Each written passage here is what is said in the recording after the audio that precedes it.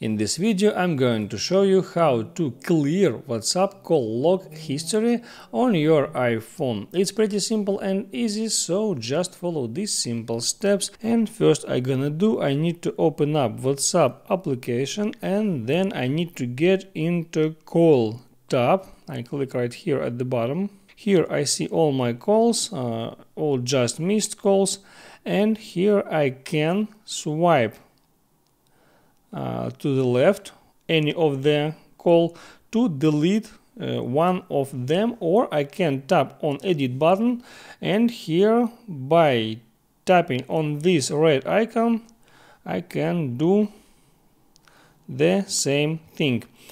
And also here at the top right I can see clear option. If I will tap here, I can clear all the call history of my WhatsApp application at once.